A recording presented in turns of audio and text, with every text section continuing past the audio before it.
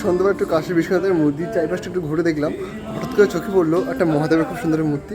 আর তোমাদেরকে দেখাবো, খুব সুন্দর, কিন্তু তোমাদেরকে ভালো লাগবে অবশ্যই। যারা এই কাশী বিশ্বনাথ আসে অবশ্যই কিন্তু এই মন্দিরে এসে ঘুরে যেও, খুবই সুন্দর। তবে গর্বে কি একটা মহাদেব একটা শিবলিঙ্গ আছে, খুব সুন্দর। তোমাদের আসলে সবাই কিন্তু মন করতে কিন্তু বাধ্য।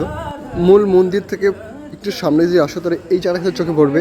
সামনে আছে কিন্তু মা কালীর মন্দির, তার পাশে আছে কিন্তু মহাদেবের মন্দির। কিন্তু মহাদেবের আরতি হচ্ছে, সবাই কিন্তু ঝাঁজ ঘন্টা কিন্তু বাজাচ্ছে। দৃশ্য দেখতে মতন কিন্তু আমরা দুজনে কিন্তু এই মহাদেবের আরতি কিন্তু সামনেছি।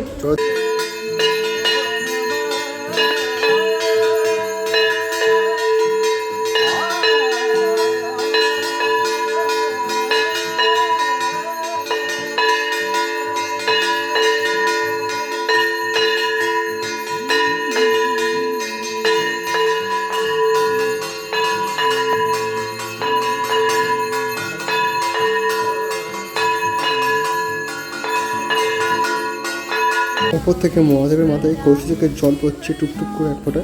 দৃশ্য দেখতে কিন্তু বেশ সুন্দর। আগে কিন্তু আরতি হলো, সেই দৃশ্যটা তোমাদেরকে দেখানো, খুবই সুন্দর লাগে দৃশ্যটা দেখতে।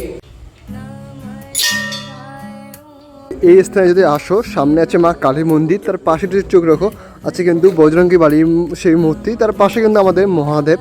আর এই তিনটে মন্দির একসাথে খুবই সুন্দর লাগে দেখতে। তোমরা কারা কারা কাশী বিশ্বনাথ এসছো অবশ্যই কিন্তু কমেন্ট করতে ভুলো না। আর তার পাশে কিন্তু রয়েছে আমাদের নন্দী, এই ছোট্ট সেই কুড়ে ঘরটা।